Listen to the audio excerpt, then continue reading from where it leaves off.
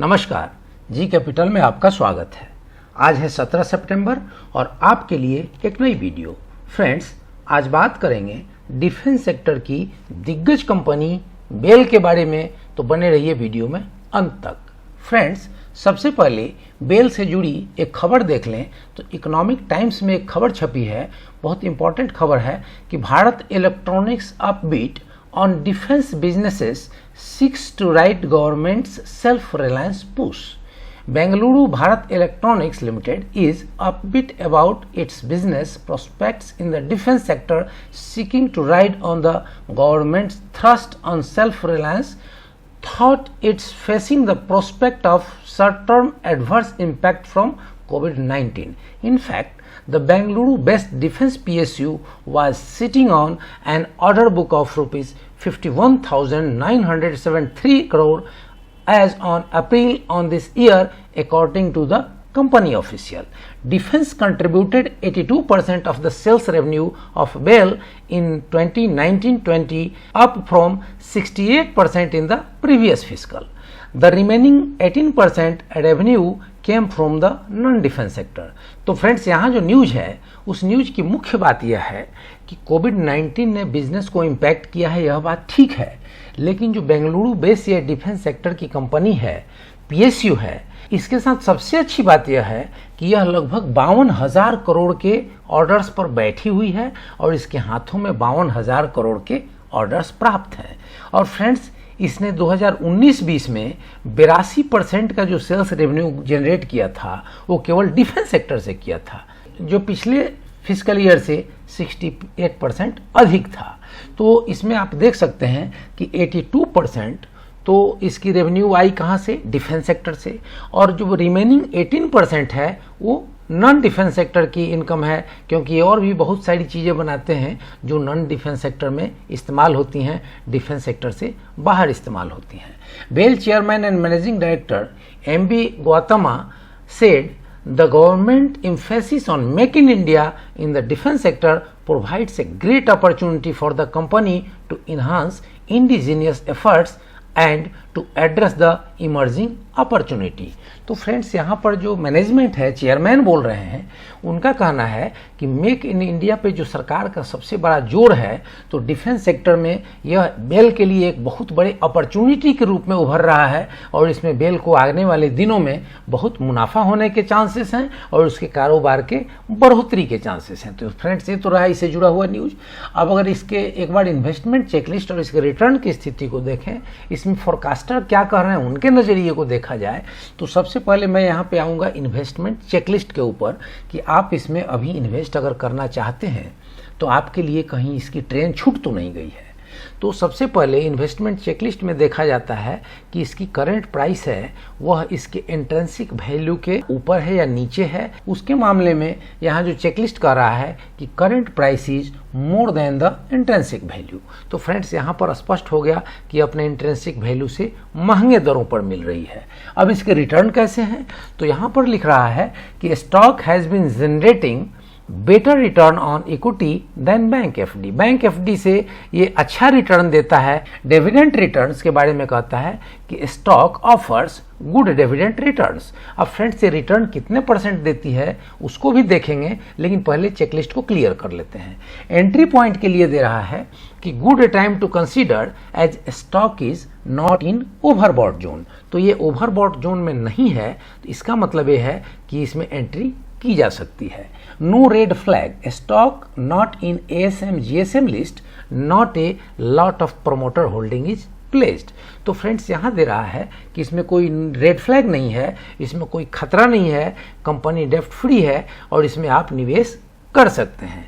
तो फ्रेंड्स, जो 5 चेकलिस्ट के पॉइंट्स हैं उसमें से केवल ऊपर ही जो पॉइंट दे रखा है जिसमें कह रहा है कि ये अपने वैल्यू से थोड़ा सा अब ऊपर की ओर बढ़ चुका है। इसकी जो इंट्रिंसिक वैल्यू होती, अगर ये आपको 80 रुपये 90 रुपये तक मिलता तो कुछ किफ़ायती होती, तो वहाँ से आगे बढ़ चुका है। लेकिन बाद बाकी इसके चारों पॉइंट जो हैं वो आपको सपोर्ट कर रहे हैं कि आप इसमें बाई कर सकते हैं।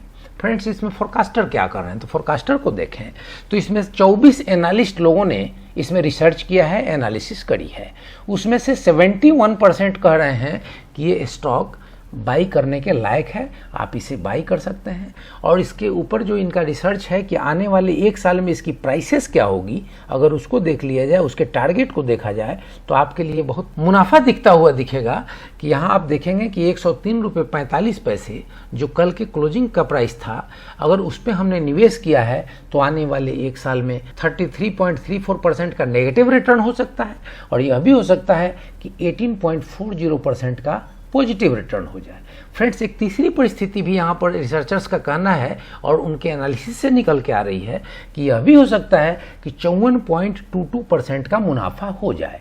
तो फ्रेंड्स, ऐसी परिस्थिति में जब हम इसे प्राइस में रुपीस में कैलकुलेट करते हैं तो हम पा रहे हैं कि हमारा 103 रुपया हो सकता है कि नीचे गिर जाए और मात्र 68 रुपये 96 पैसे, मात्र 69 रुपये 69 रुपीज़ की वैल्यू तक ही रह जाए और हमारा 34% के आसपास का नुकसान हो जाए। और दो परिस्थितियां बता रही हैं कि हमारा 103 रुपये 122 रुपये 48 पैसे हो सकता है, या 103 रुपये 45 पैसे बढ़कर 159 रुपये 54 पैसे, मतलब 160 रुपये का भी टारगेट हो सकता है। तो फ्रेंड्स, यह रही इसकी रिस्क और रिवार्ड रेशियो, जिसमें रिस्क कम दिख रहा है, रिवार्ड अधिक दिख रही है। फ्रेंड्स, अब इसके एक बार हम देखेंगे कि इसकी डिविडेंड का यील्ड क्या है और इसमें हमारी पी क्या है, जो कि अभी इंट्रिंसिक वैल्यू से ज़्यादा चला गया, तो उसको देखेंगे। तो आप यहाँ देखेंगे कि पी रेशियो 13.83 की हो गई है, जो थोड़े दिनों पहले 10 के आसपास थी और 10 से भी नीचे थी। आप यहाँ देखेंगे कि डिविडेंड यील्ड जो है 2.70% है, इसलिए कह रहा है कि डिविडेंड अच्छा देता है। तो फ्रेंड्स, यह रही भारत इलेक्ट्रॉनिक्स लिमिटेड के की मैट्रिक्स और इसके इन्वेस्टमेंट चेकलिस्ट और इसके फोरकास्टिंग की पूरी स्टोरी।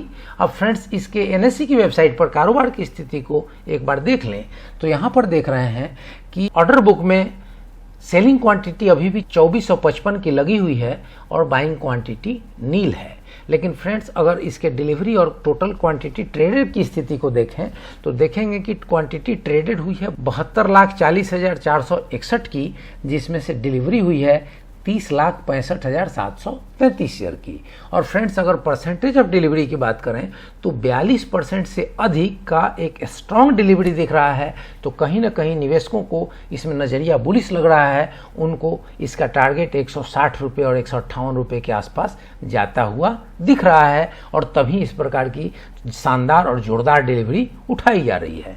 फ्रेंड्स, अगर इसके प्राइस मूवमेंट को प्राइस चार्ट के ऊपर देखें तो सबसे पहले हम देखेंगे आरएसआई की स्थिति को। तो आरएसआई की वैल्यू 49 है, जो न्यूट्रल पोजीशन बता रही है। और आप यहाँ एमएसीडी में देखेंगे कि जो जीरो लाइन के नीचे के हिस्टोग्राम के बार्स बहुत लंबे हो रहे थे, वो अब छोटे होते जा रहे हैं। मतलब इसके प्राइसेस की जो कमजोरी थी वो धीरे धीरे अब प्राइसेस की कमजोरी कमजोर पड़ रही है, मतलब प्राइसेस में मजबूती आने के संकेत हैं। तो फ्रेंड्स, इस प्रकार से इसकी जो एमएसीडी और आरएसआई की स्थिति है वह इसमें कहीं ना कहीं आने वाले मजबूती के संकेत दे रही है। तो फ्रेंड्स, यह रहा इसके टेक्निकल्स। और फ्रेंड्स, यहाँ देखेंगे कि यह अपने 200 दिनों, 100 दिनों और 50 दिनों तीनों ही एक्सपोनेंशियल मूविंग एवरेज के ऊपर ट्रेड कर रहा है। तो स्थिति इसकी मजबूत है।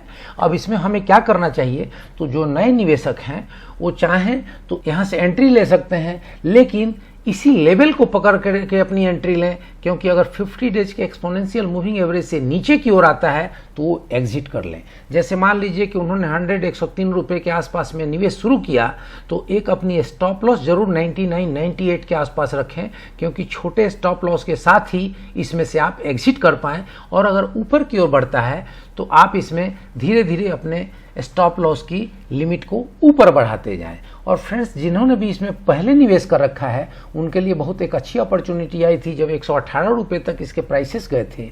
तो मेरा विश्वास है कि आप लोगों ने उस समय अपनी पार्शियली एक प्रॉफिट बुकिंग किया होगा और फिर से आप इसमें निचले स्तरों पर दोबारा एंट्री कर सकते हैं, सो दैट कि आपकी बाइंग एवरेज भी कंट्रोल हो सके और आपका पूंजी और आपका मुनाफा दोनों ही प्रोटेक्ट हो सके। तो फ्रेंड्स, यह रही मेरे तरफ से एक पीस ऑफ इन्फॉर्मेशन। इस इन्फॉर्मेशन के आधार पर आप अपनी एक रिसर्च करें, आप अपनी एक स्टडी करें, और उस रिसर्च और उस स्टडी के आधार पर ही भारत इलेक्ट्रॉनिक्स लिमिटेड में कोई निवेश संबंधी फाइनल निर्णय लें। और फ्रेंड्स, वीडियो अगर आपको पसंद आया हो तो कमेंट्स करें, लाइक शेयर सब्सक्राइब करें और बेल आइकन बटन प्रेस करना ना भूलें, ताकि ऐसी इन्फॉर्मेटिव वीडियो सबसे पहले आप तक पहुंचे। जय हिंद, जय भारत।